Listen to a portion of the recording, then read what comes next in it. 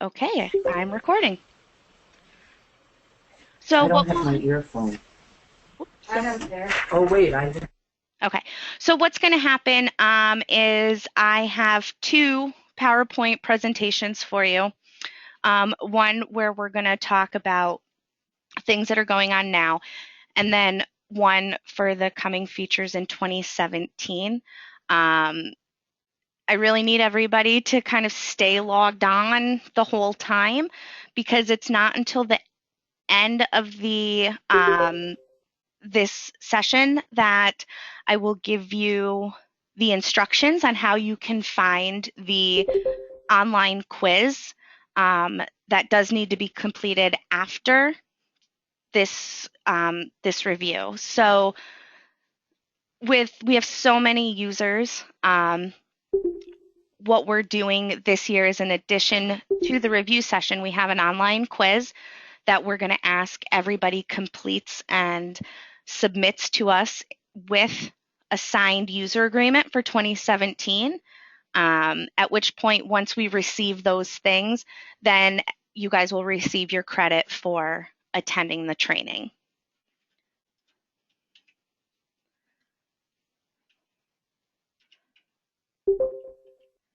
And there we go. Okay, so the first thing that I want to talk to you guys about is obtaining a login for the awards HMIS database. One of the things that has been coming up has been, I've been getting a lot of phone calls and emails that, are just kind of saying, I have a new staff person. I need them to have access to the database.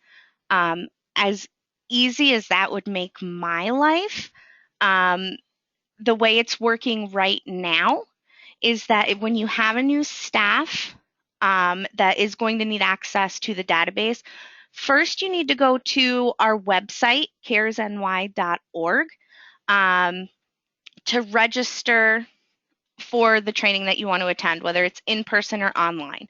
Um, then you need to send written permission as a supervisor, indicating which programs the new staff person can have access to. And then the staff person actually needs to attend the training. Um, it's kind of like, just throughout the year, things kind of get lost in the shuffle. And so I just wanted to make everybody aware of how that works. Like I said, we can't just give out logins. HUD does require that new users do attend some sort of formal training before being granted logins to any HMIS database. Once you have a login, I want to talk about how you retain your login to the database. Three ways. Um, 1, 2, 3, doing these three things is going to keep you logged in. First, your 30-day challenge. Log in at a minimum of every 30 days. This is a requirement from HUD. We do have to go in every month and look, and anybody that is not logged in within at least 30 days, we do have to turn their access off. It's also to kind of keep a rein in on the number of people that are entering data. Next, do not share your password with anybody else. If you forget your username for whatever reason or your password, um, you can't share with a coworker. If you forget your password, if you forget your username, always just contact either Sue Palmer. She is the customer service representative for our agencies downstate. So you can contact Sue or you can contact myself. And we can, go in, find, what your username is, and we can always reset your password for you. But just making sure that we're not sharing this information with each other. The next, do not send client level information through regular email.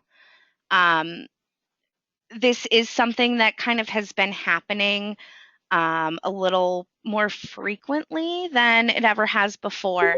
And as much as we all really want to believe that our email systems are completely secure, there is no way to guarantee that.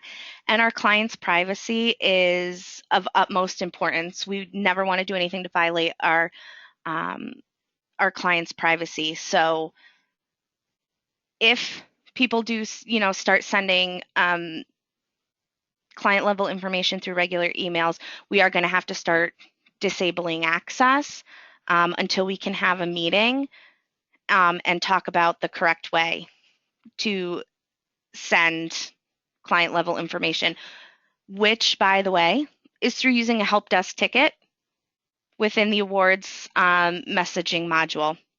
There are 4 of us now that monitor the help desk religiously, and within a day, you'll have an answer to your question. As always, I tell all of my new users, if you've sent in a help desk ticket and it's really important, follow that up with a regular email to either Sue or I, or give one of us a call and just say, hey, I just sent in a really important help desk ticket. Can you please take a look at it now for me? And then we can go in and we can take care of that for you. I want to talk a little bit about HMIS security. So there are 5 pieces to awards HMIS security listed within our policies and procedures manual. And these are the things that we monitor when we come out to do site visits. We take a look and make sure all of these 5 pieces that your agency is in compliance with those. Number 1, installing and maintaining a firewall on either the agency network or everybody's computer. So anybody that has access to the database has a firewall installed. The second is all all computers that use HMIS, the awards database, must have a screensaver on their computer, password protected, and that password protected screensaver can be set to no more than 5-minute intervals. After that, we have automatically updating antivirus software has to be installed and maintained on every internet accessible computer. If you're not sure if that's something that you have or not, when you go to shut down your computer at night, if it ever says, applying updates, do not shut down just yet, then yes, you have automatically updating antivirus software installed. Real quick, I just want to answer one question that I received. Shara, yes, you will still receive credit after you take the quiz and send in a new user, signed user agreement. You're all good. 4th on our list, we have to keep the operating system on each HMIS accessible computer up to date with the latest security devices. So right now we are at Internet Explorer version 11. I'm not entirely sure what the versions for Google and Firefox are. Your internet browsers, have to be up to date. Operating systems for okay. Operating systems have to be the most up-to-date version. For Apple products, I'm not sure what that is. I know for Windows, we have to be using um, Windows 7. Allison, is it still 7 or higher? Windows XP, Windows Vista, not. A 7 or higher. It Vista is and 7 XP are or no higher. longer supported. Thank you. Um, I feel like Windows keeps coming like with updated versions faster than I can blink. I really feel like it was just yesterday. It was Windows 10. And when I logged in this morning, I got this little update that says, hey, do you want to update, like Windows 2016? And I'm just sitting there like, huh? I don't know what happened to 11, 12, 13, 14, or 15, but it is what it is. So Windows 7 or higher your on your computer in order to be compliant. And then, like I said before, all new users do have to attend a formal training before we can give you access to the database.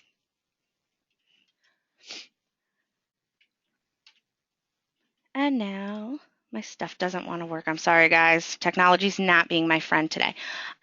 Before I start talking about client records, I do have, you just heard her lovely voice, I do have Allison, our Director of HMIS Programs and Services, on this as well. She's monitoring the chat feature for me. She's Hi, gonna folks.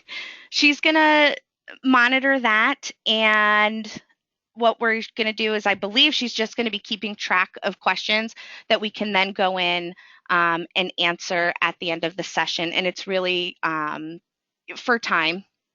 So she's going to do that for me because I really try to pay attention to the chat bar. Sometimes I fail, and I don't ever want anybody to think that I'm ignoring them, especially when we have so many people. Yeah, there's 75 of y'all on the call, so there's no way to keep track of chat and do this. Also, we are recording this session so that we can put it online, so it's better if we just are able to cut all the questions out to the end. If it's a question that I think isn't applicable to the whole group, then I will answer you privately. If I think it is applicable, then we'll just save it to the end, and I'll ask you to speak it out at that point. Yes. And for the record, your voice sounds very nice, like through my speakers. So. Oh, wonderful. So moving on. When we talk about client records, everything within the database is printable. You can print out client progress notes. You can print out the admission forms. You can print out face sheets. As soon as you print something out of the awards HMIS database, it does have to be treated the same as you would any other part of the client's file. So we have two options. We print it out, we add it to our client's file with all their other paperwork, which then gets locked in a locked filing cabinet, that's then in a locked room at the end of the day. The second, if we don't need to actually file it because we just need to print it out and look at it to compare some things or what have you, pop on over to the shredder, just like you would with any other confidential information. One of the other things that came up was HMIS participation. I've been receiving a lot of questions as to what happens if a client refuses to have their data entered into the database. So clients can refuse. They can say no to having any of their information entered within the database. Is it preferable to process admissions and enter as many clients as possible? Absolutely. But like I said, they can refuse, and you can still provide the services for them. You can't refuse services just because they don't want their information entered.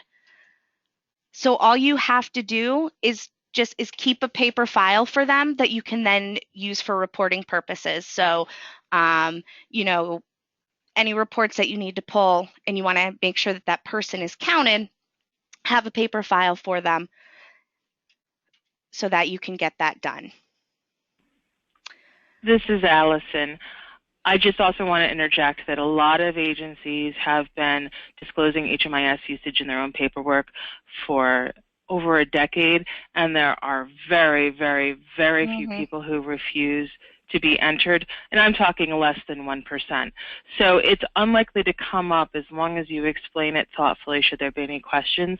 And clients are also always welcome to call us at CARES to get more information if they have further trepidation. Yes. And if a client refuses at intake, but you have a relationship with them, you can reapproach them a little bit later, especially in permanent housing programs where they're there for a long time. Right. I actually did awards data entry for, I think it was like 3 years before I came, moved over to the administrative end of it. And I have not ever myself come across somebody who absolutely refused. So like Allison said, very rare, but it could happen. And I just like to keep everybody aware that, because it is a question that I get a lot, that if a client refuses, what do I do? Enroll them in your program anyways, provide services to them, and just make sure you've got that paper record. Universal data elements. Universal data elements are the most fun thing in the history of ever. Sometimes when I'm talking to somebody and I, just spit out universal data elements, and this was me when I used to do the data entry, somebody would be like, oh, you have to collect all the universal data elements. I'm like, huh? So universal data elements, they're the set of data elements that HUD requires to be collected from every project, no matter what the project type is. So if it's an emergency shelter, permanent housing, transitional housing, homeless prevention, outreach, it's a set of data that HUD not only requires to be answered, but HUD has also defined the specific answers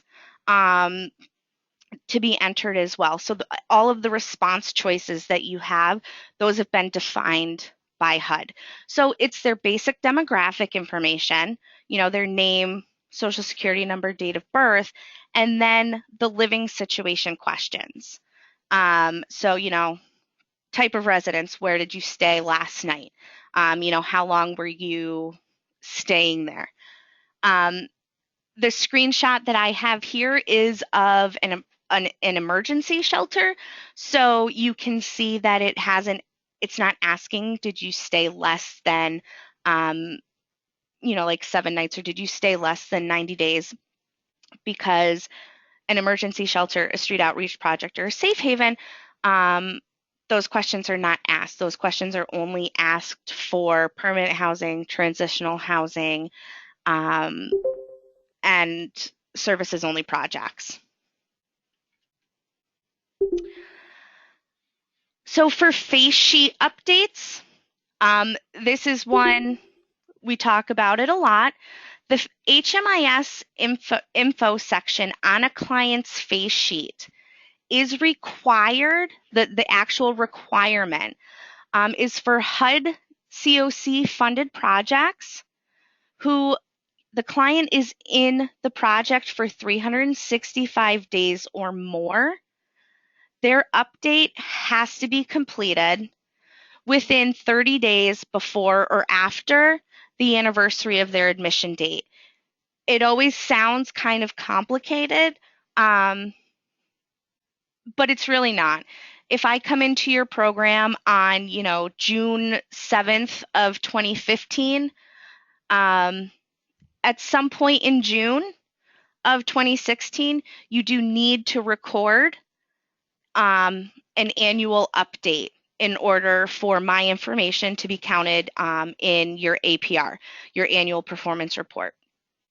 If you're not a HUD COC funded project, and you have somebody in your program for 365 days or more, we love seeing the updates. That's great. Best practice is anytime there's a change in the client's information, always go in and record that in the client's face sheet. as well as right before discharging a client, you can go in and update their face sheet as well. So this is, but the requirement actually from HUD is within that 30-day window every year.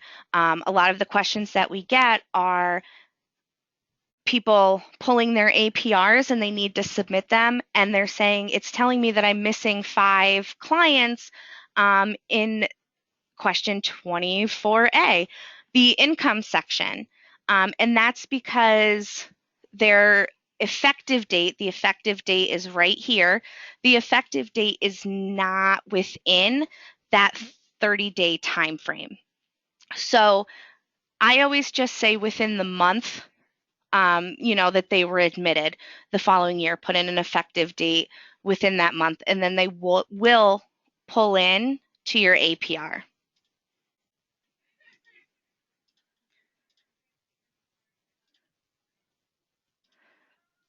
So I'm not sure why my PowerPoint is just not working the way that I expect it to. I kind of guess that's Murphy's Law, right? Okay, here we go. Missing and null data. Again, this is another thing that comes up a lot.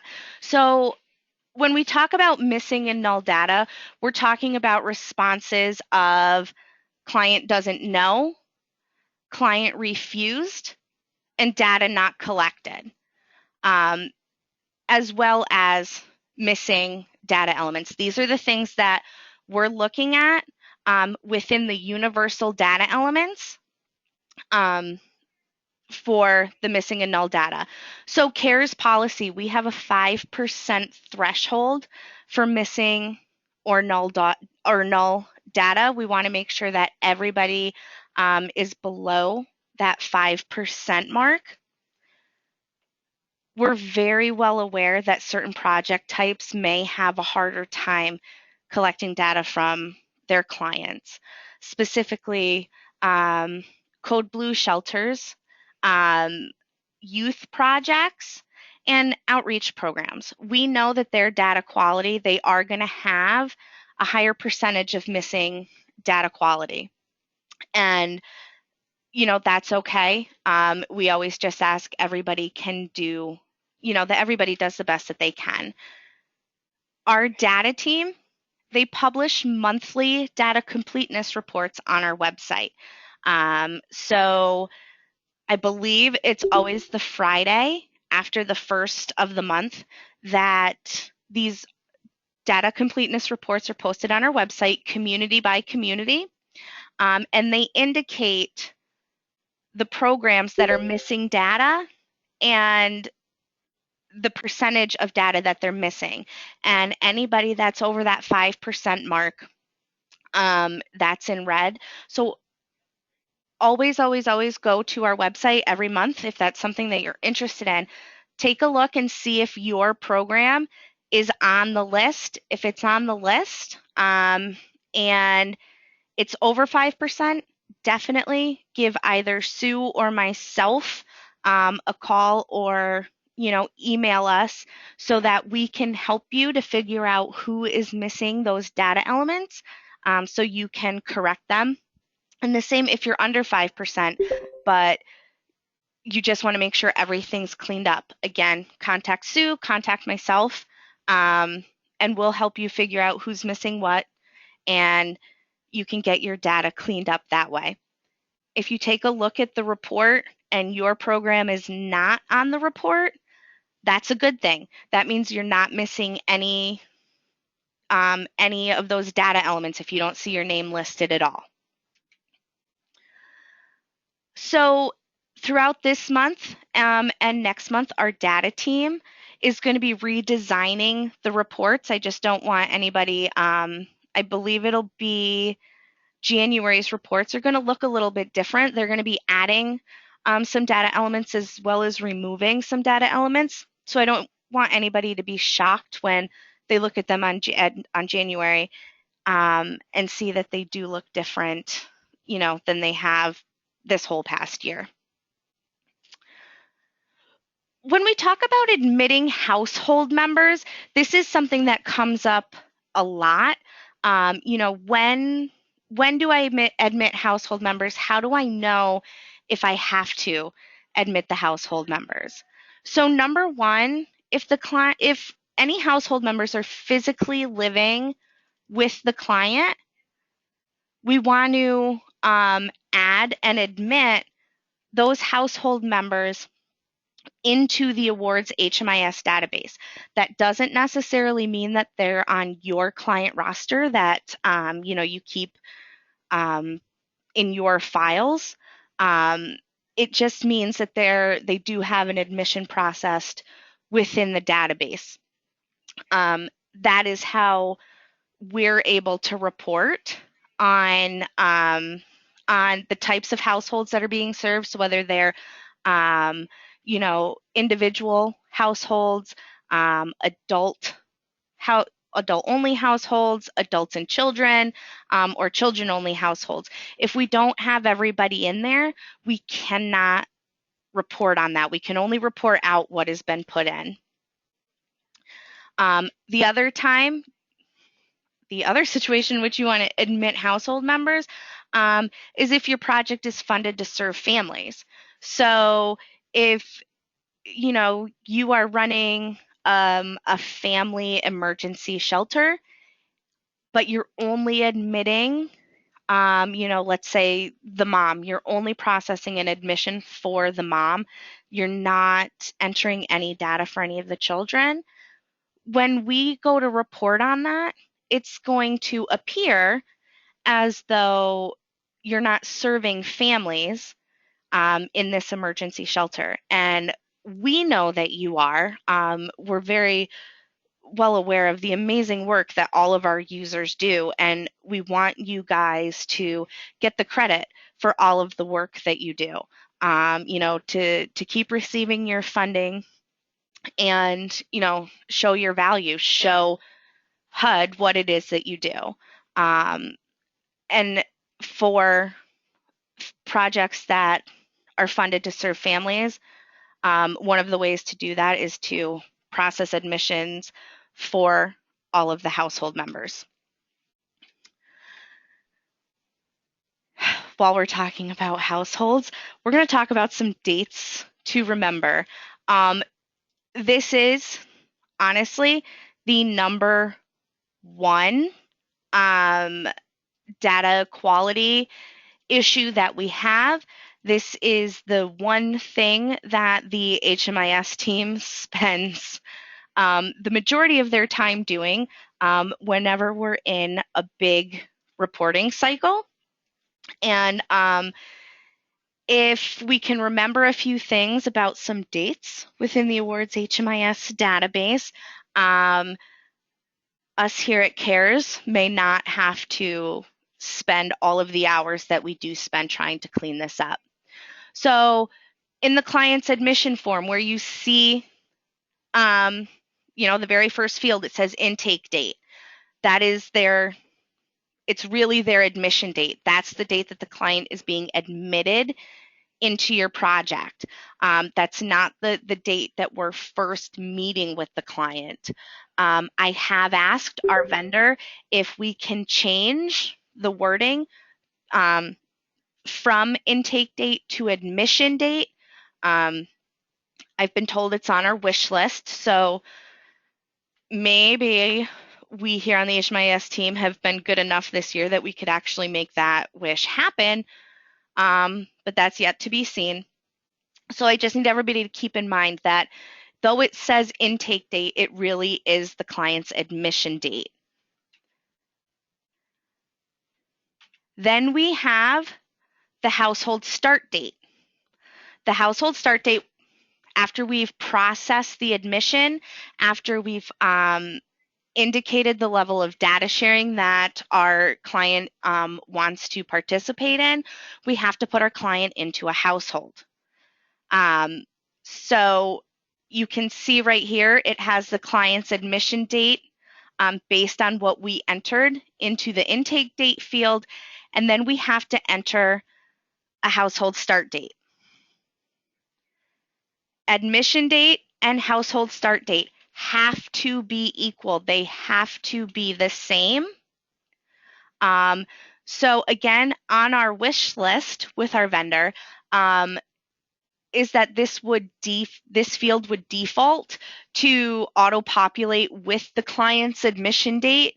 Again, like I said, it's on our wish list. So you can see their admission date right here. You just need to retype that date into this field for household start date.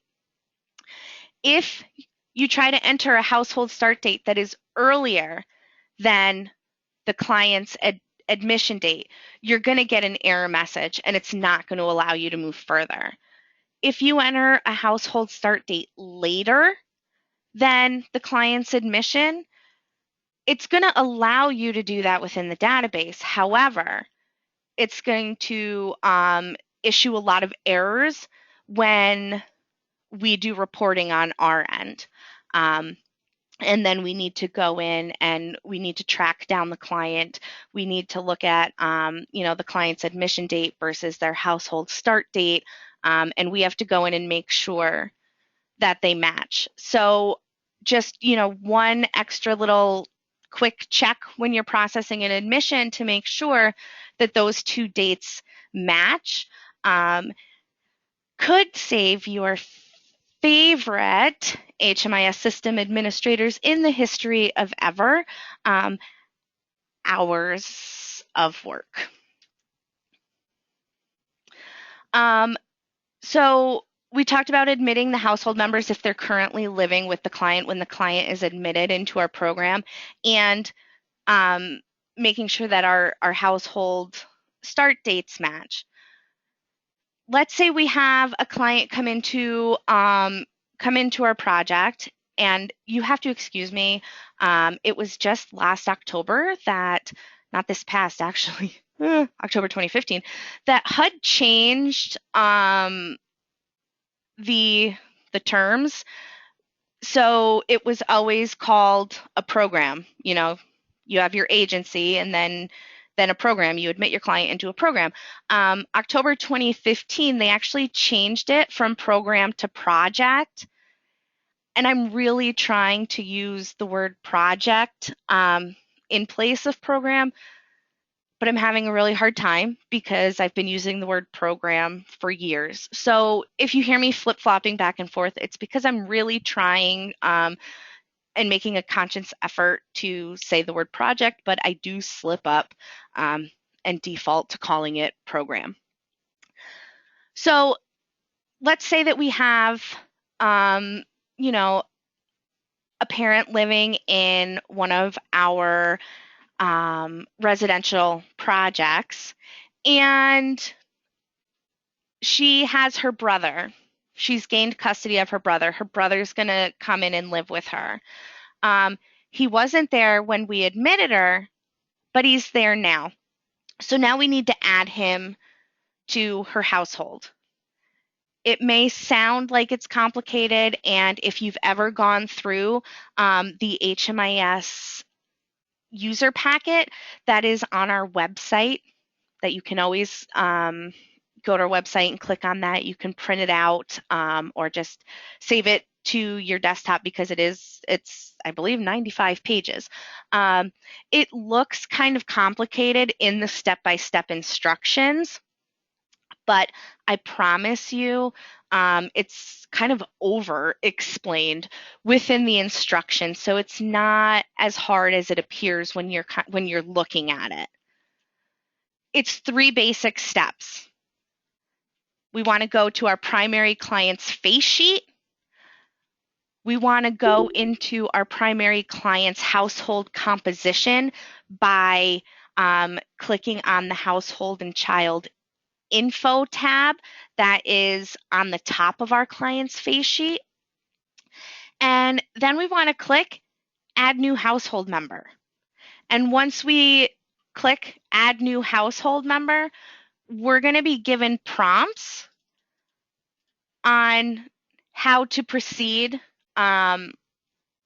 with adding as well as admitting this person into the client's household. Sometimes what happens is, the brother will move in and the person that's entering the data just goes into the intake admission module, and they put them in that way by going through the intake admission module and just doing a new admission for them. It is okay to do that because when you get to the household composition page, instead of putting them in a new household, you're going to select to add them to an existing household.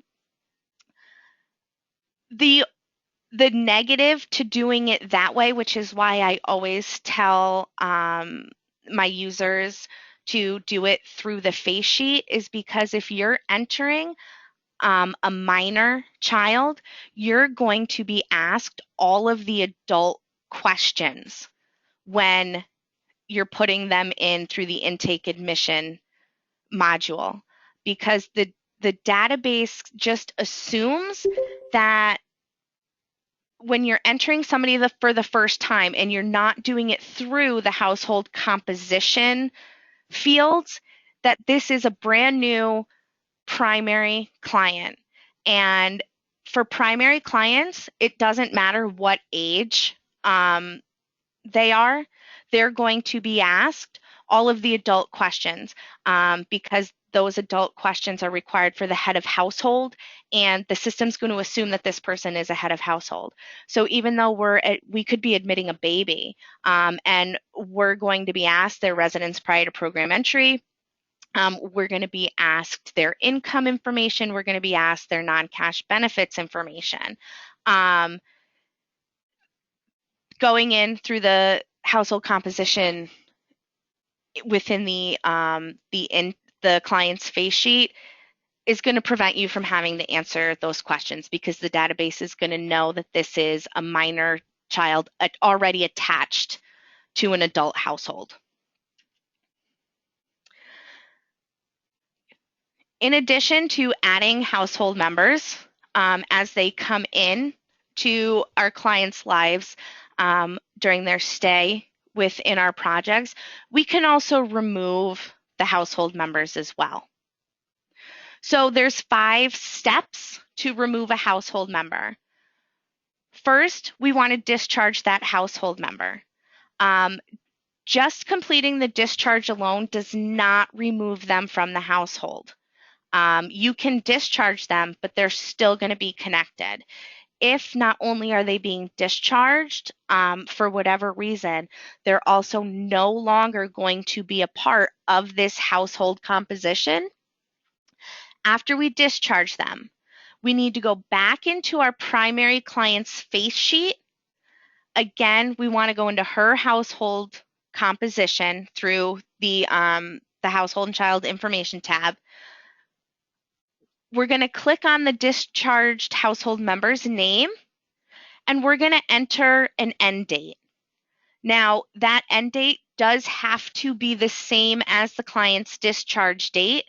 If it's before the client's discharge date, any reports that we run that has the client's discharge date within the time frame, that client or that person, the discharged household member, will appear on any reports as not being in a household, because his end date and his discharge date don't match up. So it could be for, if there's a difference of 3 days, that client has within the database not been in a household for 3 days, and that will show up on the report. So we just need to make sure that if the client, in addition to being discharged, is no longer a part of that primary client's household, that we do have to go in and manually give them an end date for the household composition. When we admit a client into the wrong project, yours truly was the queen of admitting clients into the wrong project. The reality is you kind of get on a roll with processing admissions, and if you have access to more than one project, it's easy to kind of get caught up in what you're doing and, select the wrong project or, just kind of keep going, and the project drop down on the admission form will begin to like default to the project that you're currently working in, so not selecting a new project. So we have project A, we have project B. Client should be in project B, but we've put the client into project A. We do not, oops, sorry about that. We don't just want to discharge this client. We want to send in a help desk ticket. So as soon as we realize we've done this, you want to send in a help desk ticket letting us know that you've put the client into the incorrect program. If this is a services only project, just case management or prevention, you can clone the client's admission from the incorrect project into the correct project. Clients can be in more than one service-only project. If the project that you inadvertently admitted the client into is a services-only project, but you were supposed to admit them into one of your residential projects, again, you can clone that client's admission into your residential project because, again, a client can also be in a residential project and a services only project at the same time within your agency. So if that's the case, if either they're both services only projects or one is a service only project and one is a residential project, you can clone that admission form into the correct project before you send in a help desk ticket, asking us to delete the incorrect project enrollment. This way you don't have to actually manually re-enter that data.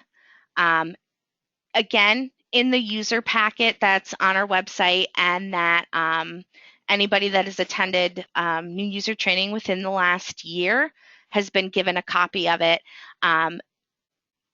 Data cloning, there's step-by-step instructions within that packet on how you clone a client from one project to another.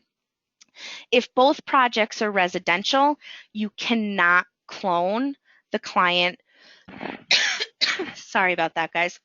You cannot clone the client from one project into the next because a client cannot be in two residential projects within an agency at the same time.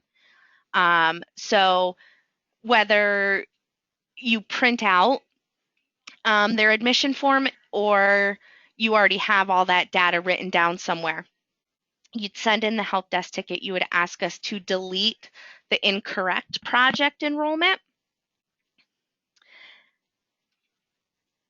And then you can enter them into the correct project. We do not have the functionality to transfer clients from one project to the other, which is why we need to do it through the help desk. Number one tip on admitting a client into the wrong project, do not just discharge them for that same day. I did it one time when I first began using awards and quickly learned never to do it again. And that's because, again, with reporting, if we pull any report that has the date that the client was admitted and discharged from the incorrect program, that client is going to show up on that report in the incorrect program on that date. So help desk ticket asking us to delete the incorrect enrollment, at which point you can process their admission into the correct program. Project readmission, emergency shelters.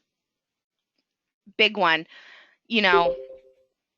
revolving door Clients are coming in and out, in and out, in and out, especially during this time of year. It's code blue.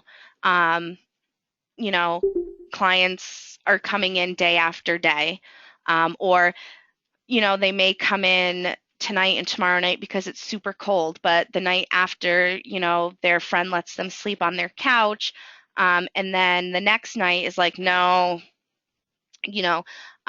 this isn't working out. So our client comes back to our shelter.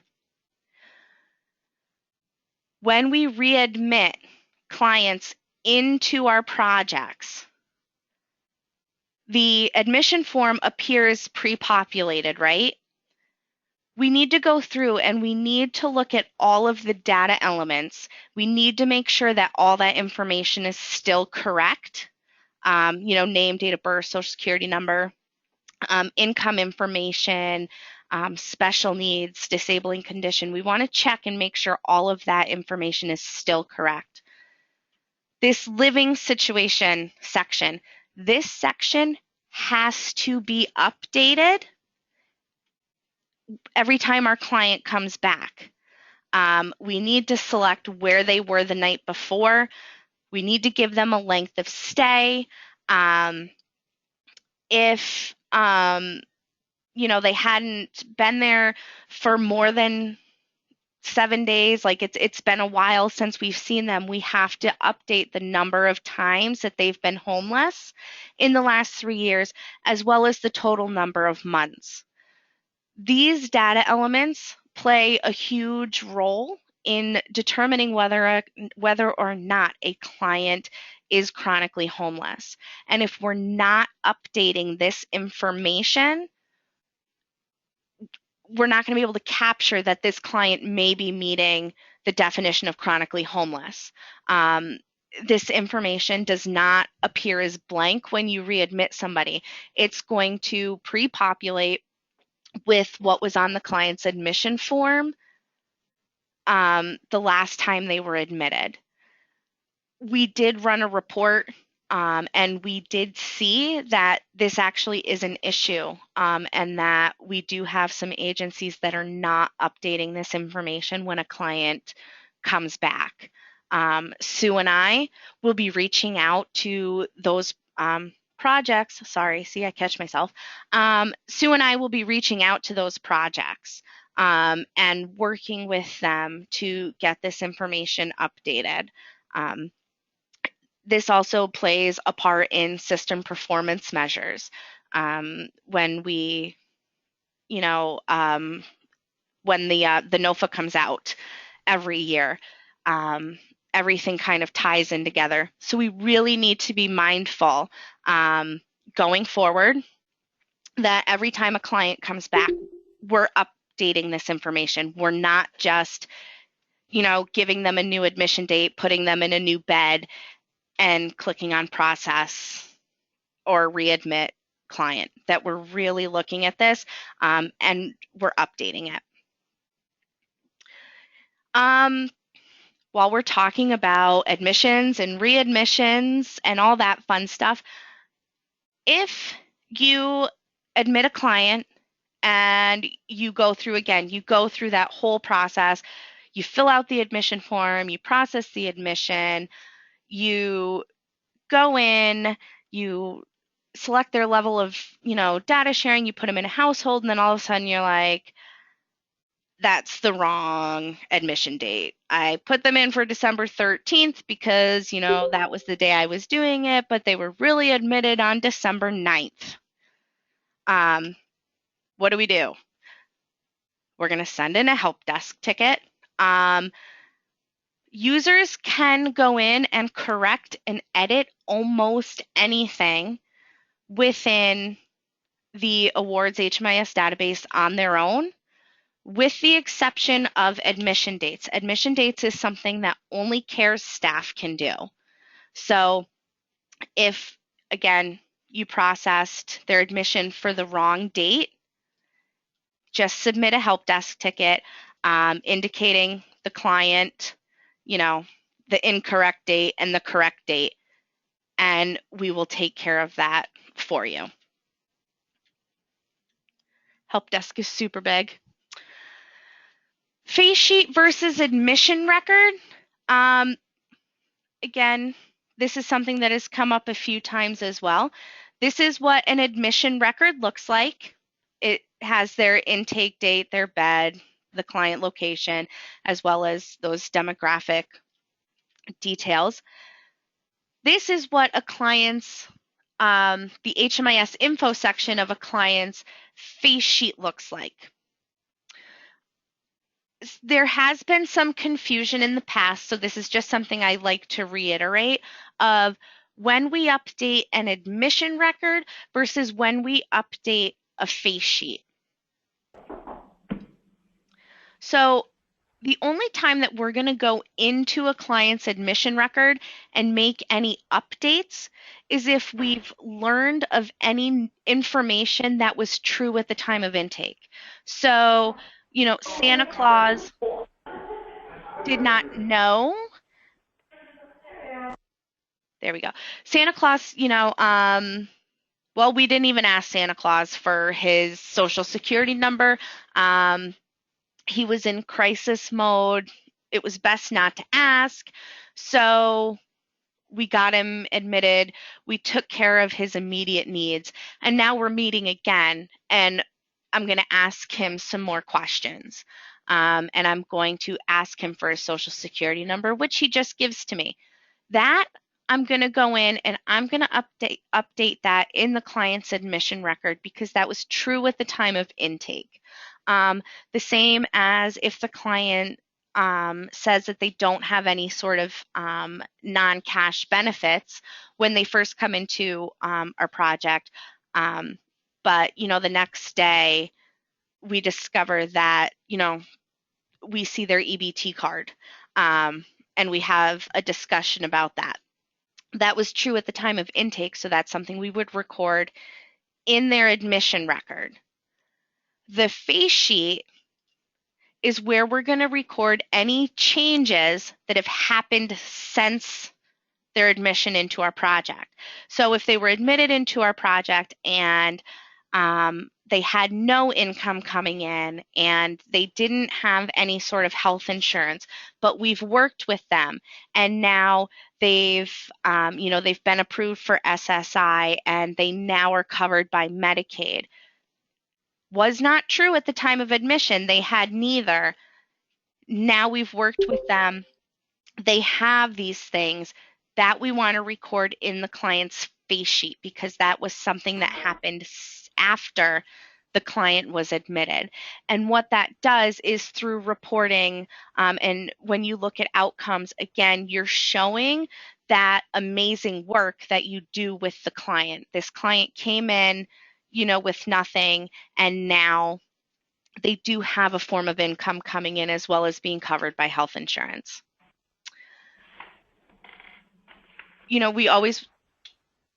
Sorry about that.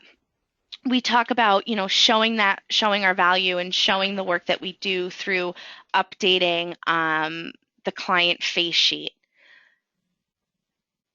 As you know, when you discharge a client, there's also all of those HMIS data elements as well and the discharge form so that you can always go in and you have that last chance to update any of the client information. So let's say we're in an emergency shelter and the client leaves in the morning and they said, you want to know what? I'm not coming back tonight. I'm going to go live with my grandma. So peace out. It's been real. You actually can go in and let's pretend this is a perfect world and we're doing real-time data entry, right? I know. Sounds insane because we do. We have a lot of work that we're doing with our clients. So they say they're not coming back. It's been fun. I'll catch you later. And then it's 7 o'clock that night and they show up. They're like, yeah, grandma's out of town, so I'm back. If you've already processed that discharge, you can just undo it rather than, sending in a help desk ticket or readmitting the client. You can just undo that discharge if you need to. And it's really easy. Some people think that it sounds really complicated, but it's really, really easy to do. It's a matter of going into the discharge module, selecting discharges from versus current client roster, selecting the discharged client, and then if this is a services only project or you have not put somebody into the bed that this client was in, you're going to see right here this undo discharge button. You'll just click on that button. It will say, are you sure you want to undo this discharge? You're going to say yes, and the client is just placed back on your current client roster. So rather than sending in a help desk and waiting for somebody here to do that for you, this is something that you can do yourself if you feel so inclined. Again, if you want to send in a help desk ticket asking us to do that, totally fine. We do it quite often. Fun facts, best part, my favorite part of user review is anything fun. So a little bit of fun little facts that you may know, you may not know. HMIS stands for Homeless Management Information System. A lot of times I do get that question. They're like, I have to do my HMIS data entry. Like, what am I even doing? What is the HMIS? So that's exactly what it is. It is a homeless management information system.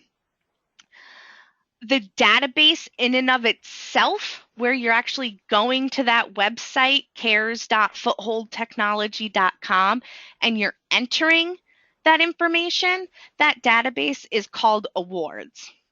I've been told when I attended awards certification down in Foothold's office, they did tell me what awards stands for.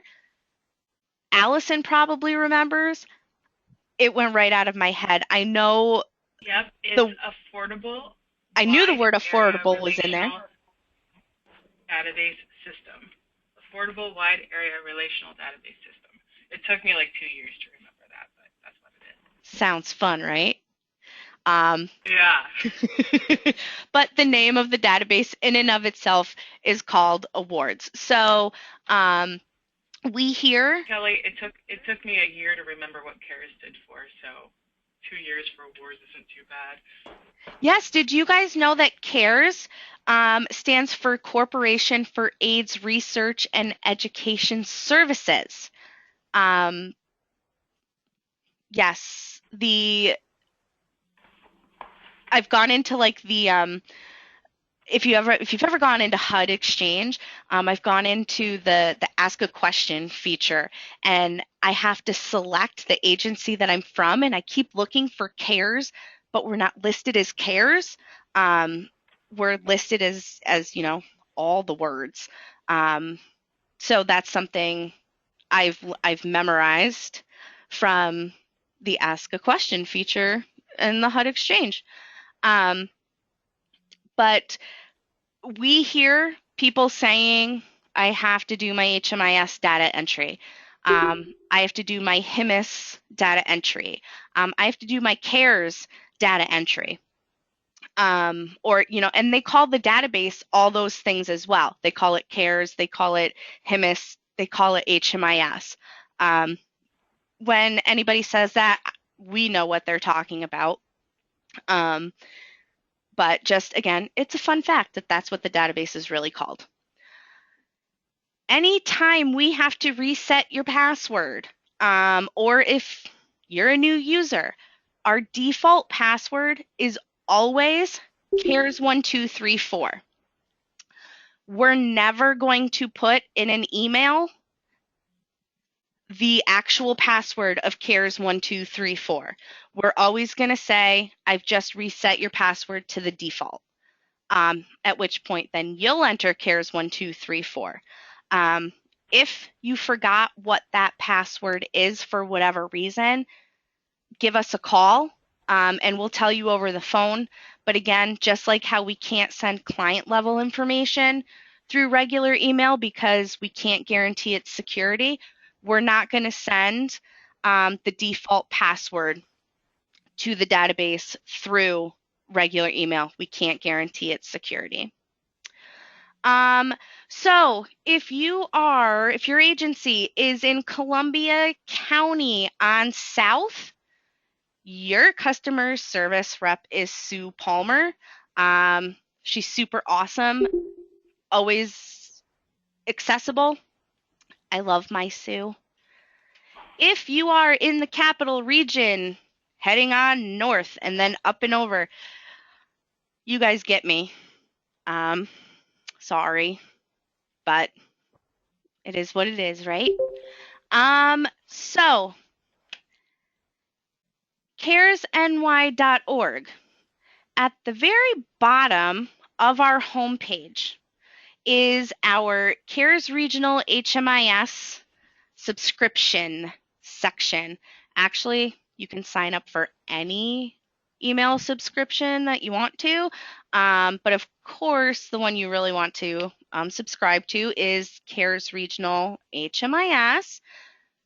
We send out, this is how we get in contact with all our users in the most efficient way possible. Anytime there's a pertinent update or something to the awards HMIS database, this is how we get it out to our users. Anytime our vendor sends us something that we think our users might find interesting or might find helpful, this is how we send that information out. We have a monthly newsletter that we put together every month and send out to our users. This is how you're going to get that newsletter.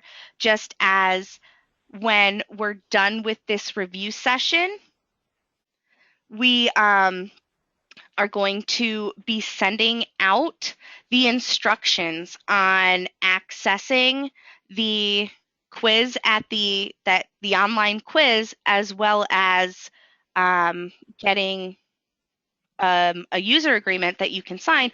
We're going to be sending that out with the link and all of that information through the email subscription.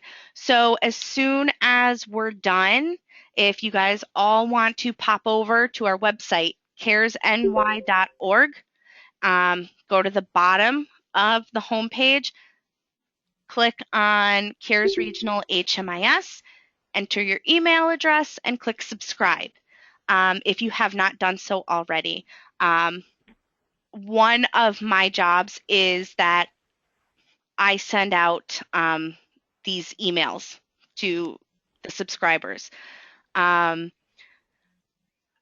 reality is that I have a lot to do during the day, and as much fun as it sounds to send people, 700 emails in a day just to say hi, I don't have the time to do that. So only when it's necessary do I send these emails, as well as once a month for our newsletter. So I promise you're not going to be spammed. I wouldn't do that to anybody. I promise. I really, really promise. So I just need you guys to bear with me for a second. If anybody needs to, let's see, it's 12:06. If anybody needs to use the restroom or go grab a drink, it's 12:06. I know it doesn't sound like a whole lot of time, but if you guys want to kind of take a break for 4 minutes, I'm going to set up the next PowerPoint where we're going to talk about things coming down the pike for 2017. So if you want to go grab a drink or stretch your legs or just take 3 minutes to take a break from listening to my voice, I'm going to switch the screens around and we'll get started again right at 12:10.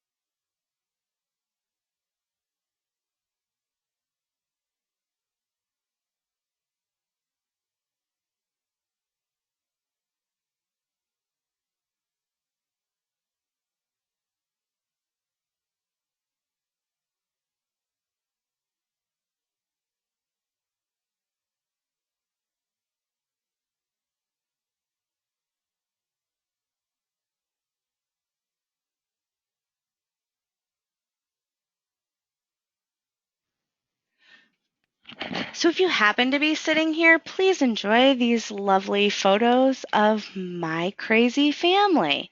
Um, this is my daughter cheerleading.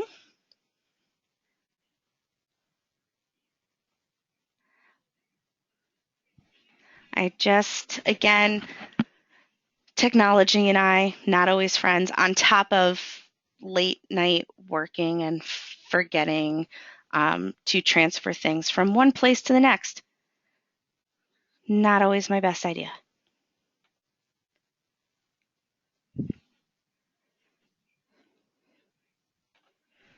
And that's me and my girl at Thatcher Park. If anybody's ever interested, my sister-in-law is an amazing photographer. I absolutely adore her. And she does really good. She covered up all my wrinkles pretty well, I think.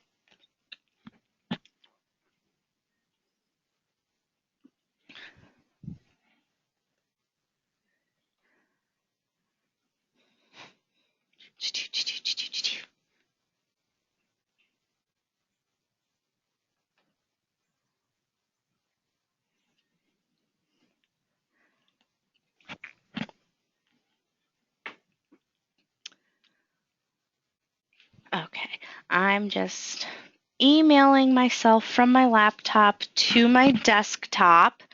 And that's my son when he was a baby, and he's leaving me in July and going into the Marines. Crazy. I'm just quick emailing myself from my um, laptop to my desktop. The Is that Andrew? that's my boy. I'm That's just very cute. I'm just emailing myself the second PowerPoint so that we can get that going. I want to send it with no subject because it's from me, so it's fine.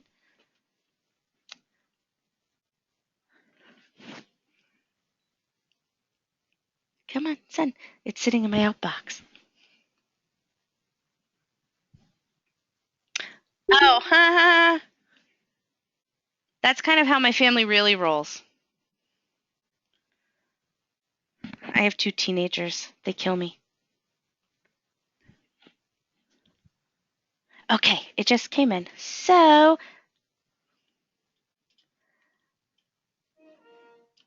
ta-da, Kelly, you have a new email.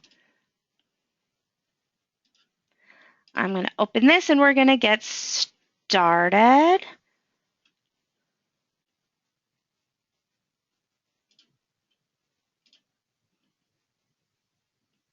Okay, changes in the Capital Region HMIS. Coming to you live January 1st, 2017, to an awards HMIS database near you. First one, the most fun, data entry time frame. Currently, the data entry time frame that we have to process admissions and discharges within the database is 14 days. Effective January 1st, that's going to be condensed to 10 days. So HUD we're trying to move in more in line with HUD's best practice.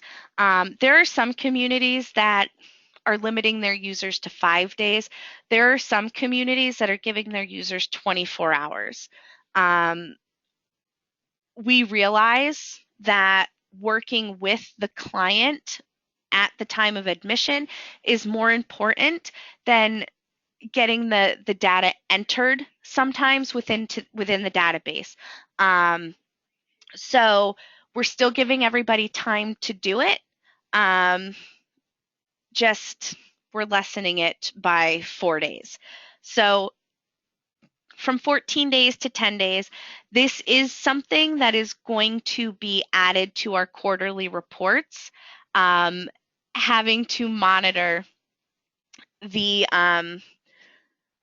average length of time that it's taking our agencies to process admissions and discharges. And we always want them to be have the most up-to-date information anyways, because we're on this revolving door of a reporting schedule.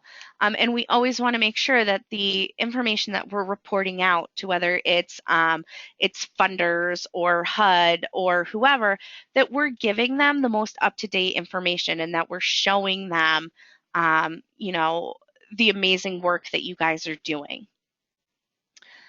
Reporting. Okay, so like I just said earlier, our data team is going to be changing up the reporting a little bit for our monthly data completeness reports.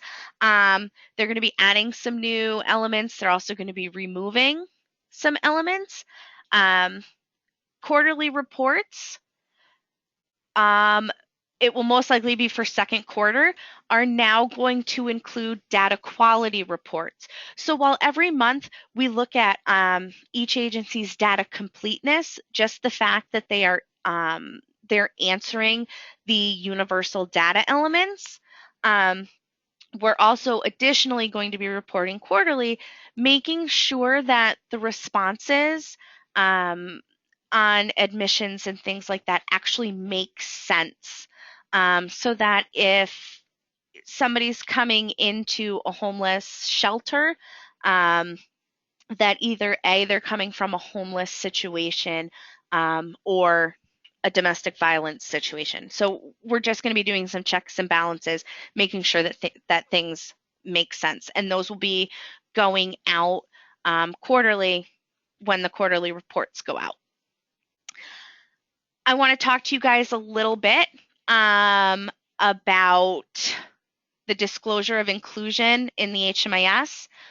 I'm sure everybody is aware and everybody has it posted in their office.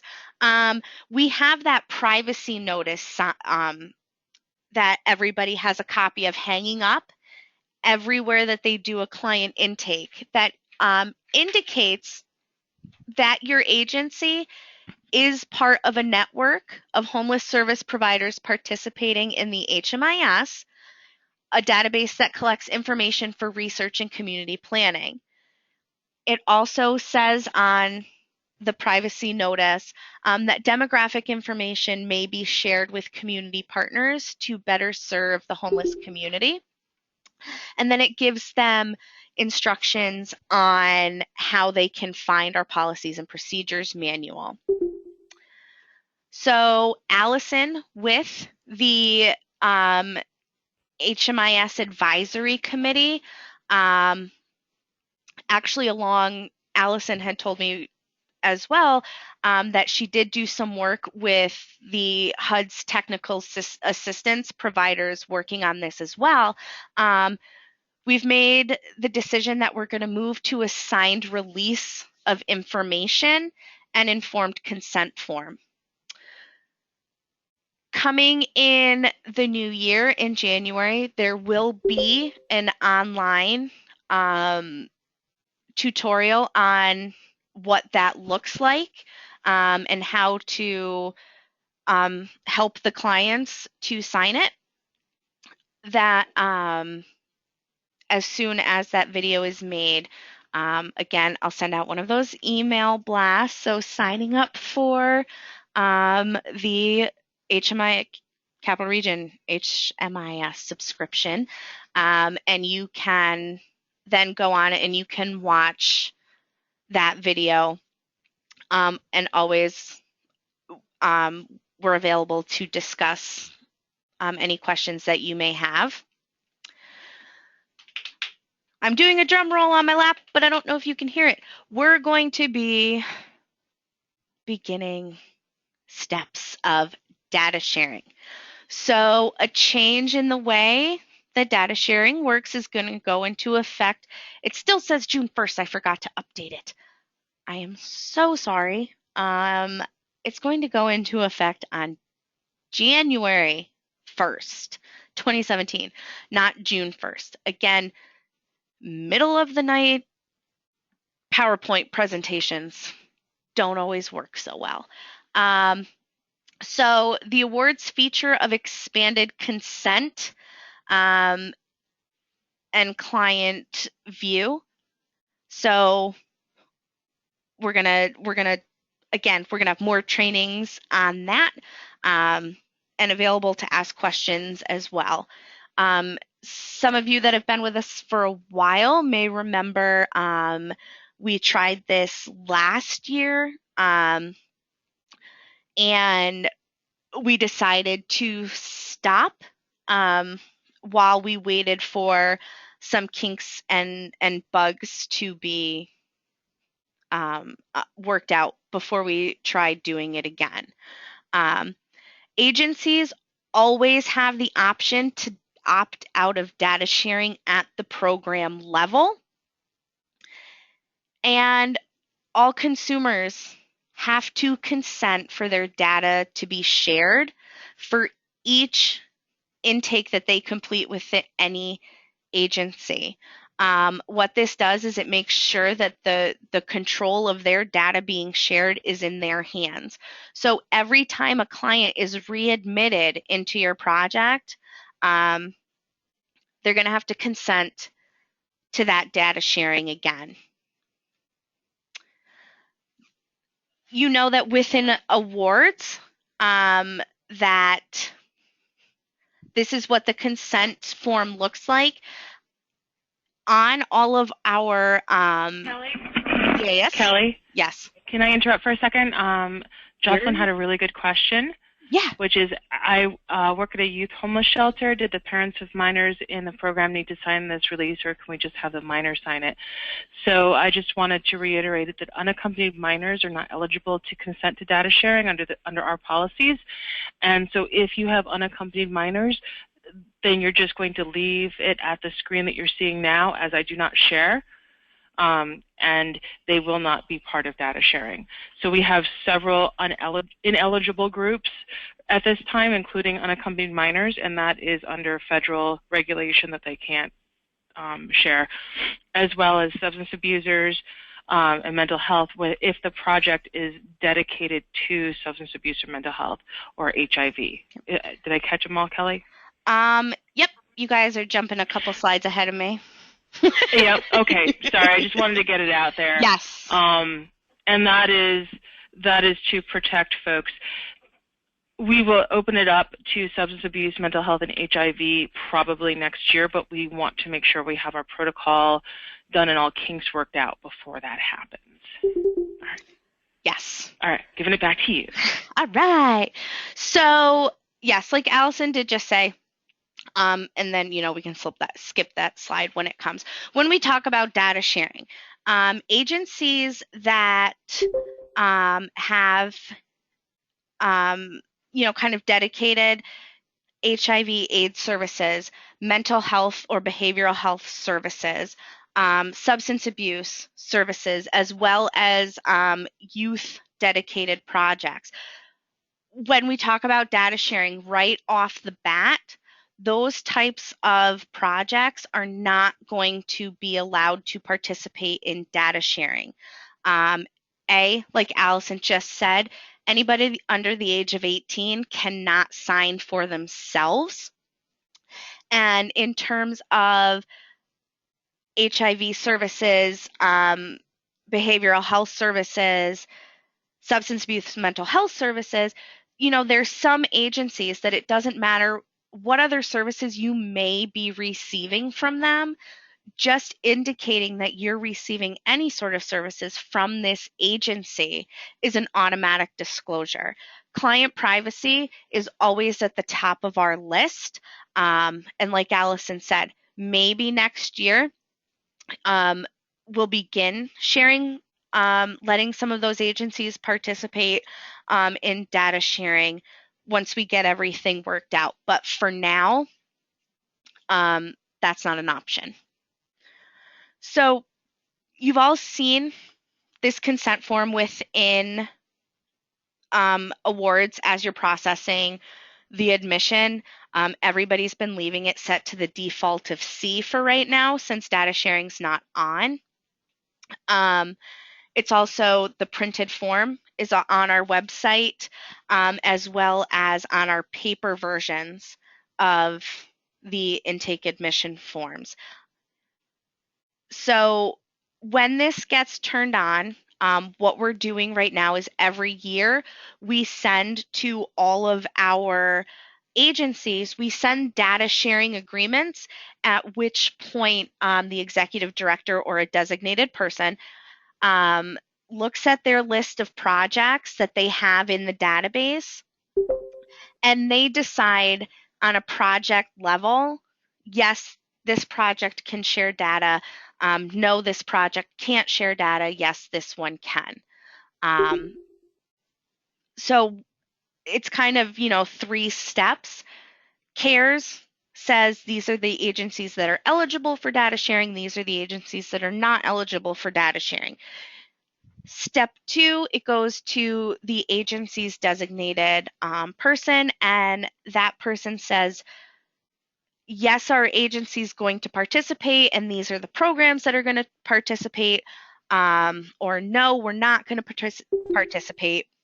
And if you say no, we're not going to participate, you don't need to indicate, like that. Obviously, you're not going to answer yes for any of the your projects. And then after that, it's put in the client's hands, because ultimately it is the client's decision as to whether or not they want to have their data shared with any other agencies. There's 3 levels of consent that the client, there's 3 levels of consent for the client. Intake staff really do need to become familiar with this form and what those 3 levels of data sharing are, and they need to guide the client, explain whatever they need to explain to them, to make sure that you guys are selecting the option that the client wants. So 3 levels. A says, I agree to share my name, gender, program enrollment, and exit dates from the HMIS data system. Option B is in addition to name and gender, program enrollment dates, it's going to share the race and ethnicity information. And then we have C, I do not agree to have any of my information shared. So like Allison said before, if you're one of the agencies that CARES has determined that you're not eligible, you're going to leave it set to the default of C. If you are an agency that has decided not to participate, you're again going to leave it to the default of C. On the back end, we have the control over data sharing. So we say yes or no at the program level for data sharing. If we've set it to no, that you're not participating in data sharing, the reality of the situation is that you could click A or B, um, and the data still won't be shared, but that's not going to show what the client, wants. So leave it to that default of C. Make sure that, you're entering the date that the client made this decision. So if it's going to default to the date that this form was processed in the database is going to be the default date. So what you need to do is if, today is the 14th and you're doing your data entry and, Fred Flintstone came in 3 days ago, what's that, the 11th? That you're going to, and you guys did all his paperwork and you admitted him into your project, the date within this database needs to be then December 11th because that's the date that they actually signed the paper version. This consent also needs to be put in the client's file. This is something that we are adding to our monitoring visits, making sure that clients who have agreed or not agreed to share data, that the selection that's in the awards database matches what they signed on the actual paper consent form.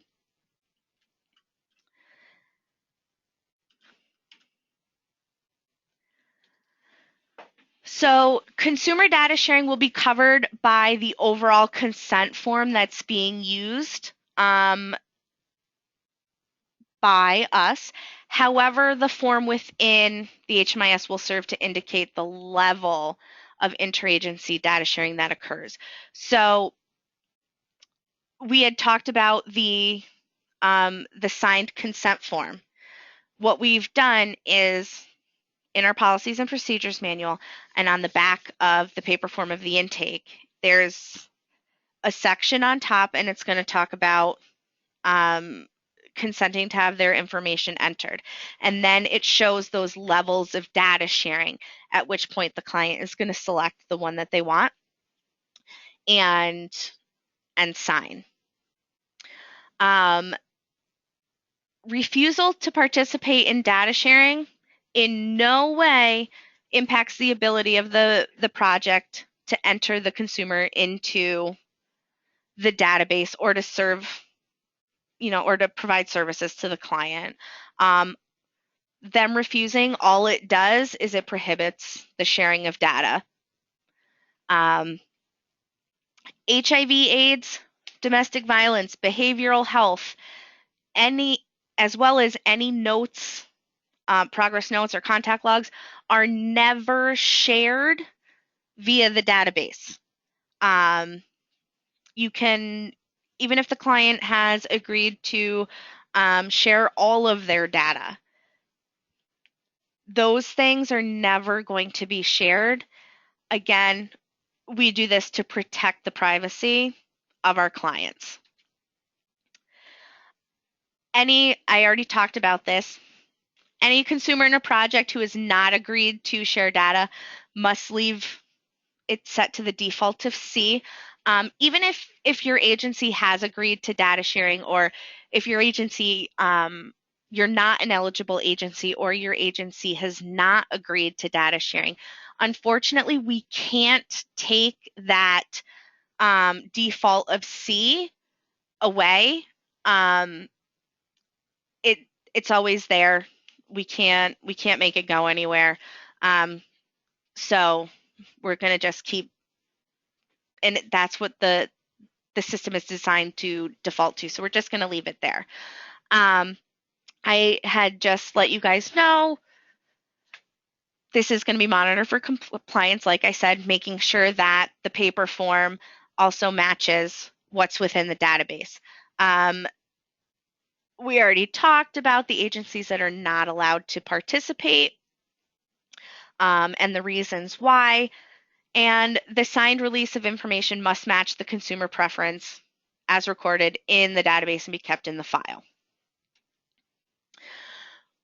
When we talk about data sharing, people kind of, I know the first time I heard it, like every hair like on my arms and the back of my neck stood up. Like, what are you talking about? We're going to let people see other people's information. This was also before I ever went to my first HSNDC,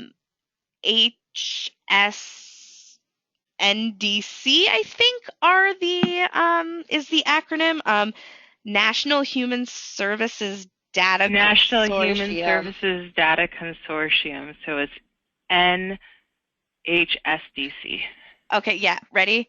It really is as dorky as it sounds. It is a bunch of data people. And it's glorious. Absolutely glorious. If you're a dork like me.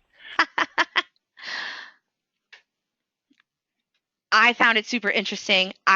Every time I've attended one, I have learned, like, I leave with my head exploding. And the fact that I'm at that point in my life right now where data and things like that excite me, I'm slightly disappointed in myself. But when we talk about data sharing, okay, really what we're talking about is you're going to open the search feature on the navigation pane in awards. You're going to type in the client's first name and last name, their social security number or birth date if you have it. Any combination of these fields you can enter. If there is a record within awards that the agency has agreed, the agency is eligible to data share. The agency has agreed to let that program share data, and the client has agreed to have his data shared. This is what we're talking about when we talk about data sharing. You're going to see their name, their social security number. You're going to see just how creative Kelly isn't when she enters people into training databases. Their date of birth, you're going to see their gender, their race, and the program. So they came into Training Shelter Rapid Rehousing on March 17th. We can see that this person here, we put a training person in Bethesda House, and this is telling me that when we did it for training purposes, I still haven't removed them, but I did make this person eligible to data share because I just wanted you guys to see how you can see all of every project that they've been in. So this person has been in an SSVF program. This person has been in a DISRIP program. All of our fake clients. That's what we're talking about when we talk about data sharing. You'll be able to click on this little, it kind of looks like a notebook piece of paper. You can click on that and you can view a client history report. So you can see the date that they were admitted. You could see a date that their face sheet was updated. That's it. Right here, you will not see these little settings tools, or it looks like a wrench and a screwdriver. You're not going to see those. Those are things for us here at CARES. That's the little thing that we click on when you need us to correct an admission date or we need to delete somebody from the wrong program. We do it with that magic little screwdriver and wrench. It's called program history corrections is the technical term for it. So that's what you can see. Like that's data sharing. This helps with being able to clone admissions, because if you only have the client's, first and last name, you don't have their social security number.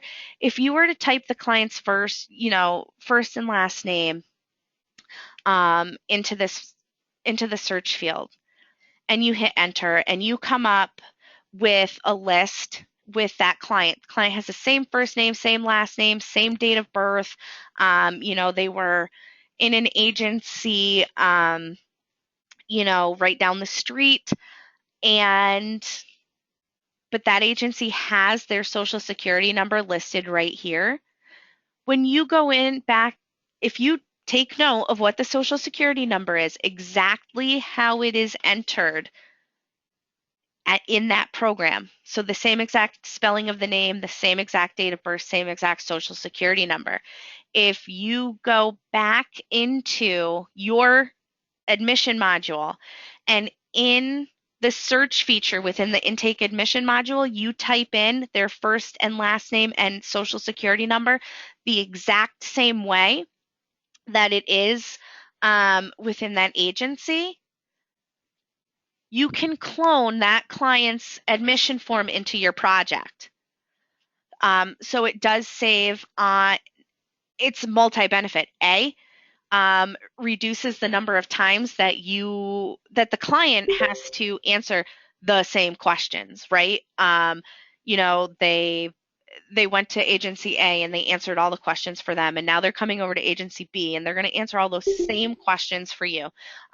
Very much like you go to the doctor's office and you meet with the nurse and she asks you, hey, how tall are you? How much do you weigh? Do you smoke? Do you do drugs? Do you feel safe at home? And she writes it all down. You watch her write it all down, right?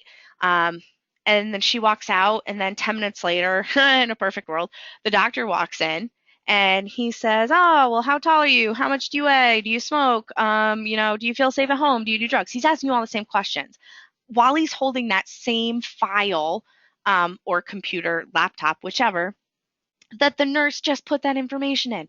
And when I go, I know I'm not in crisis mode, and that annoys the bejeebus out of me. So I couldn't imagine being in a crisis and having to repeat the same information, just for somebody to help me. So it's a benefit to the clients, and it's a benefit to users as well. It's that much less typing you have to do. But like I said before, those special needs questions, disabling or not disabling, do you have a developmental disability? Do you have a physical disability, a chronic health condition, HIV or AIDS, mental health, substance abuse, domestic violence? That information is not going to pre-populate. That's protected client information. That's not going to come over on that admission form if it's from a program that's not your agency. Those would be, questions that you do need to ask the client. You'll need to make sure that you update their living situation when you clone that admission in, because that section is going to pre-populate from their previous admission in another program. So you do need to check, and you do need to make sure that you update that information. So how am I doing? I'm doing good on time. So I want to thank you all so much for attending. I know the email that was sent out sounded sort of threatening. But if you've worked with Sue and I at all, we try to be mean. We're not very good at it. So I just want to let everybody know to please visit caresny.org if you haven't done so already. Sign up for the email subscription, because that is where, are you ready for this? That's where we're going to, once we put this training online, we're recording it. Once we get it put up online, we're going to send it out to everybody, let them know that here's the link for the training that you attended, because on our website,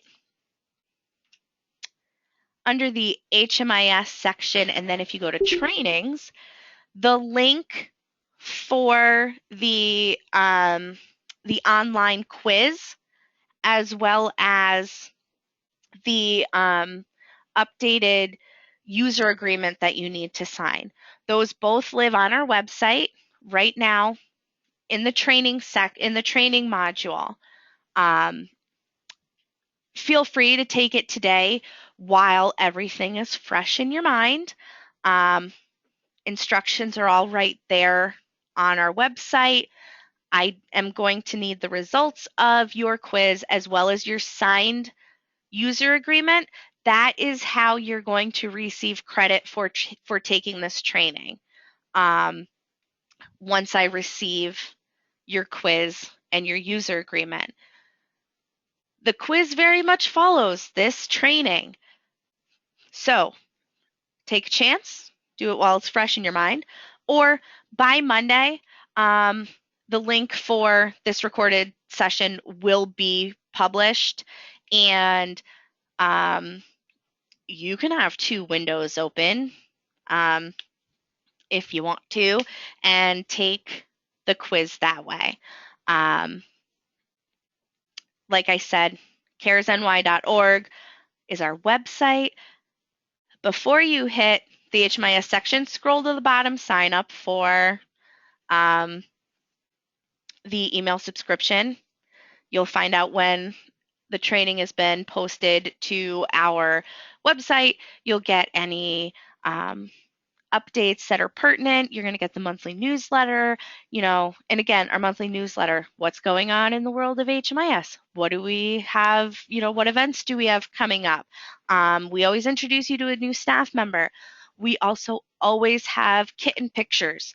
We have foster kittens here in our office, and we've become attached, and our users that come in to visit us become attached, and we always like to send out updates on how our fosters are doing. So if you want to see some super cute pictures, if nothing else, sign up for our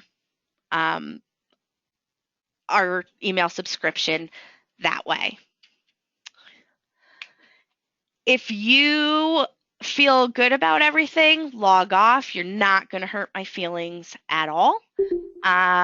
If you have any questions or you just want to keep listening to me talk, stay logged on.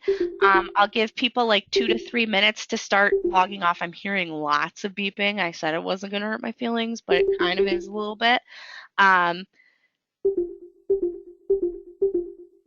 Wow, that's a lot of beeps. And what I'm going to do is I'm going to kind of unmute people, and we can have a conversation. If you have any questions, you need us to go over something, we ended 15 minutes early. We can chat. You guys want to talk about cats? We can talk about cats. I'll give everybody just a couple minutes before I click the magic unmute button. So if you want to stay logged on, just don't hang up yet.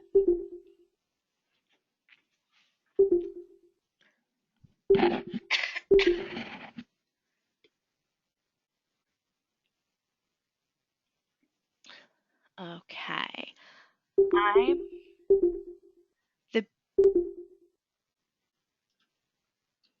Okay, guys, the beeping has semi-subsided. So I've unmuted everybody. And now I'm really monitoring the chat bar.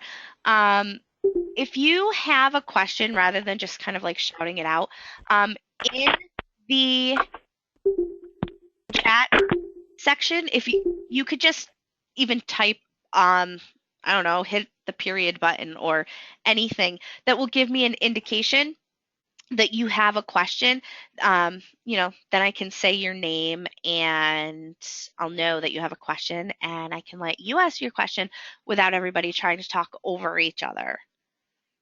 You can also do the little raise your hand thing, and we'll get a notice that you've raised your hand. We have that? Where does that live? It should be on theirs. We don't see it, but they should have it. Oh, okay. If you don't have it, do what Kelly said. Oh, okay, because I'm like, what? You can raise your hand? It's probably a good thing I don't have access to that, because I'd be raising my hand all the time. So David Glickman has some questions, and also Kristen and Karen. Kristen, I can reply to you separately, and then Karen and David Kelly will reply to you. Okay. Karen, you know what? what's up? Kristen's question is really good for everyone to hear too. It's about how to do the screenshot. Okay. All right. So Kristen, I'll let you reply them all. Okay. So Kristen, screenshot. So once you get to the results page of the quiz, when you're on the results page and it says you scored whatever. On that page, if you hit control, or no, you don't, well, I guess it depends. So my computer, up on the top right of my keyboard, sort of above the number pad, there's a little button that says print screen. I click that button and it grabs a screenshot. I then go into, let's do this now, ready? I'm going to print the screen, and now I am, sorry guys, hold on. Let's exit so I can show you how to do this, because now I'm going to open up Word and open up a new document. And while she's doing that, for most of y'all, you should be able to just print the screen on your printer, and then you can either scan it or fax it, right, and send it to us that way. Yep. But if you want to, and every keyboard's a little bit different, but most of them have a print screen. It's like yes. PRTSCN button up towards the top with all your F buttons. Yes. So you can hit your print screen. Kristen, you're gonna you can just fax it to me. You're gonna hit print screen and then Control V. So you're just then gonna paste it into a Word document, and then you can send it to me that way. Yes. Okay, thank you. I just printed it, and I'll scan it and email it over to you. Beautiful. Wow, you took that really fast. Thank you. She's awesome. And for the questions about emailing it, you can fax it or email it to either Kelly or I. You can send it via email to HMIS@caresny.org, which is the easiest way because no one can spell Thyssen. Or you can fax it to us at 489-2237. That's 518-489-2237. You don't have to send it attention to anyone. There are only a few of us in office will know who it goes to. Today's Wednesday, right? Yes. Okay. Well, no, my phone's like all morning. I thought it was Thursday, but it's not. Man. Okay. I'm scrolling through questions. Ed,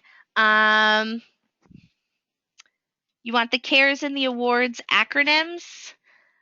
CARES is Corporation for AIDS Research and Education Services. Allison, you got to hit up the awards one again. I never remember. Awards is Affordable Wide Area Relational Database Services. Okay. Not it. Karen, can you please go over how to admit an additional household member after the admission again? Karen, you're going to go to your client's face sheet. Let's see here. I'm going to log into awards as a training. And so from the census, you're going to go into your client's face sheet.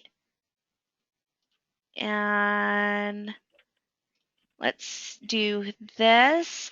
I'm going to click on face sheet. I'm going to select my client. And right up here where it says household and child info, I'm going to click on that tab. And look, I never put this person in a household.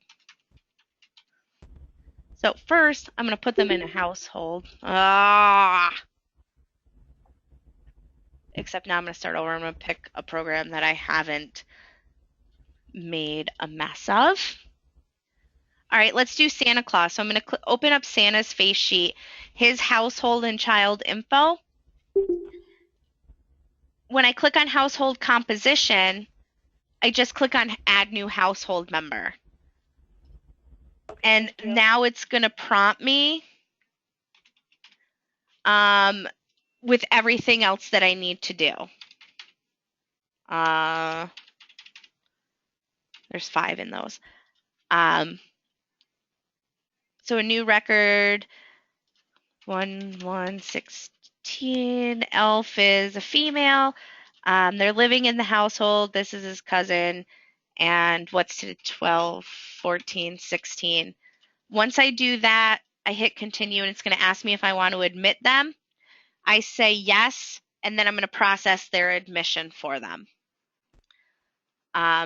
It always sounds super complicated, but it's not. David Glickman has questions. How are you, Dave? I'm good. What's going on? Can I talk? Oh, yeah, I am talking. Well,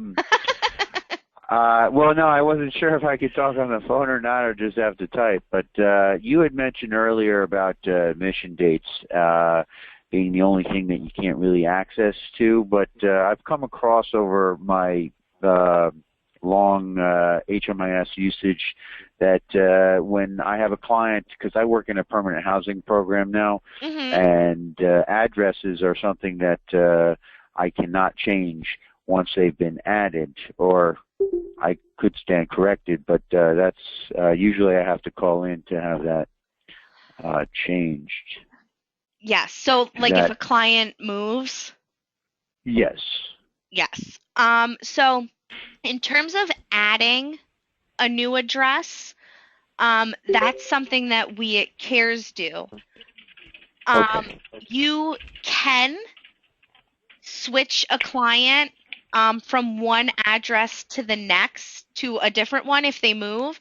That does require kind of, I prefer to do trainings on how to do that more one-on-one.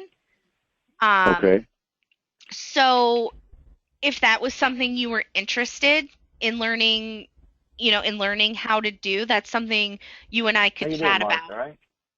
Okay. Yeah, no, I think that it might be something that could be easier, and because I sometimes I don't like to bother you guys too much on simple things like that where I could probably handle it myself. So yeah, that would be something that I'd be interested in learning more about. Awesome. So David, it's Sue, and you are not a bother at all. Never. We actually get nervous when we don't see David Glickman's name. Like. Oh, really? Maureen has kind of become attached, and she'll ask Sue if you're okay. Are you serious? Yeah. So, all right. Actually, David, what I'm going to do is I'm making a list right now. We can retake it, Mark. You can hear yourself there, Chris. I'm making a list right now, and so of some training videos that I can make. So okay. I'm going to creating one for how to to move clients would be really helpful, and then people can kind of just watch it when they want to.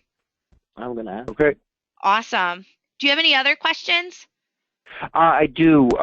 There was another section. Well, I guess the data sharing part. I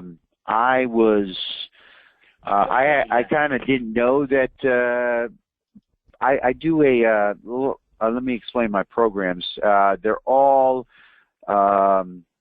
they're severe and persistently mentally ill clients that enter my program. Okay. So, but they're also, one of the requirements is that they have to be homeless prior to entering. Hey, David. Sorry, this is Allison. Because Hudson River Housing has such a vast array of projects, I think that's one that maybe Sue, Linda, and I should talk about. Yeah. And then, because the data sharing has to be agreed to on that level.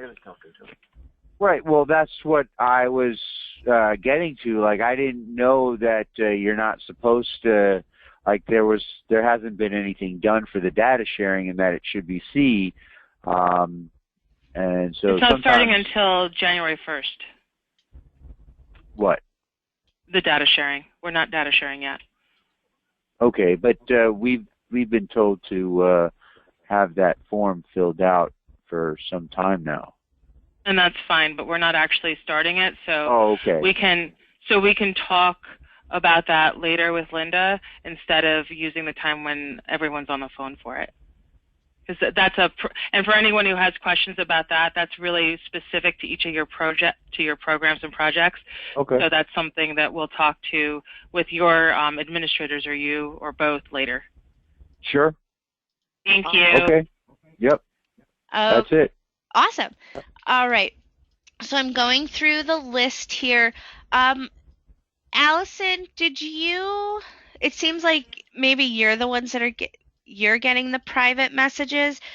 Did you get a private chat message from Trisha?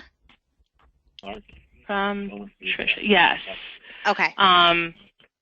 Well, I just got the one that she sent you. I'm not seeing anything older. No, Trisha, we didn't seem to.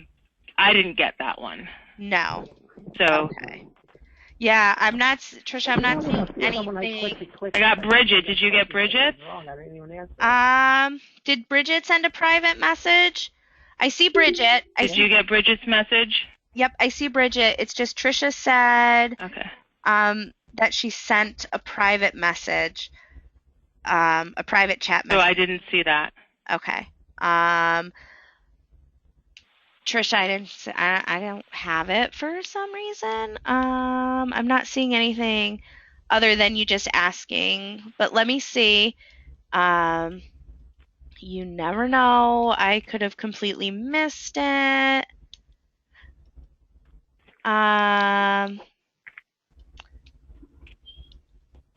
Okay, I got you. I see it now.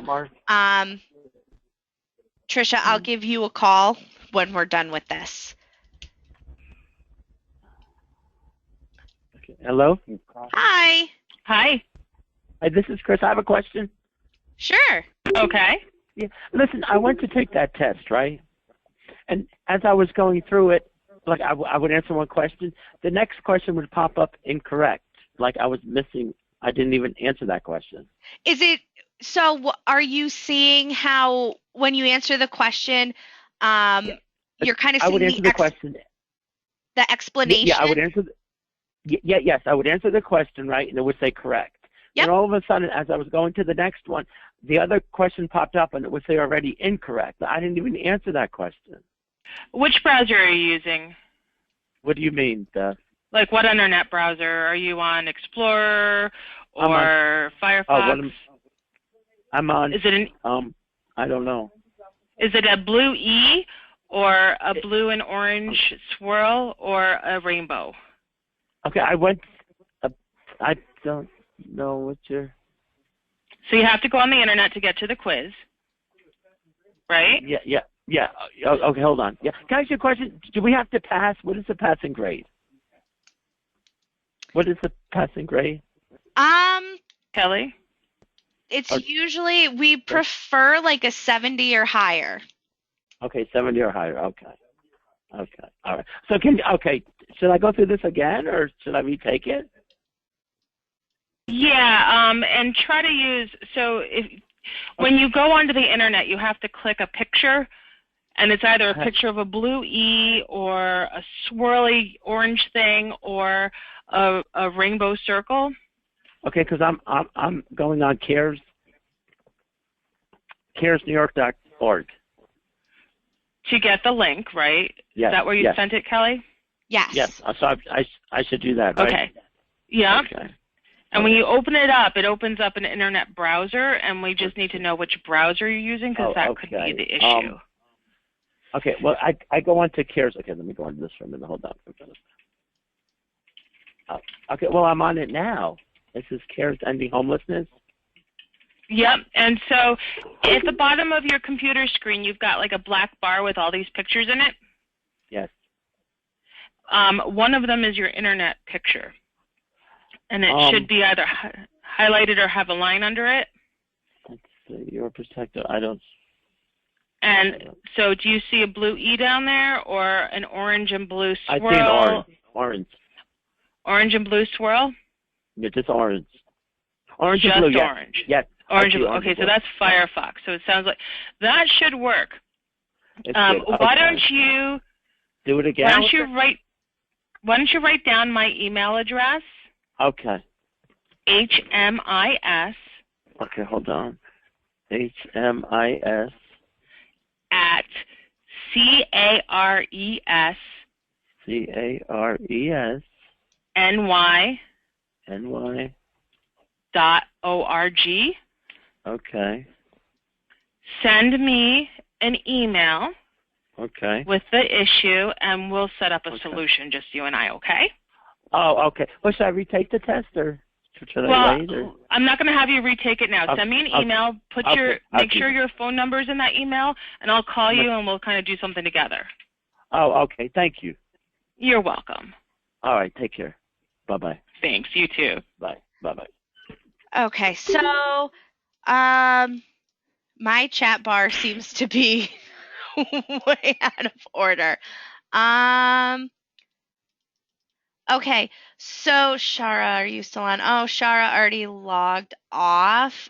She had a question about data sharing, but that's something that there's gonna be a whole training session revolving around data sharing. We're not going to just throw anybody into it. I promise. We would never, ever, ever do that.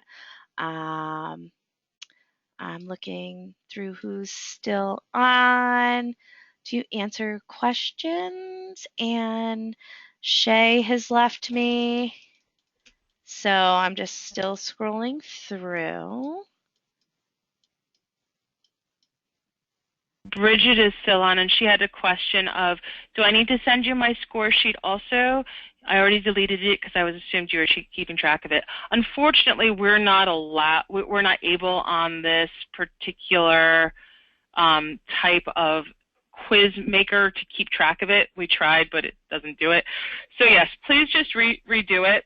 It should be quick now that you've read it all through, and send that to us, Bridget. Allison, do you need me to make you the presenter? No. Oh, I don't know. I get these questions all the time in blue from like so many people on each training saying, "Can you make me the presenter?" I don't know. So if you make me the presenter, they'd see my screen instead of yours. That's all. So good question.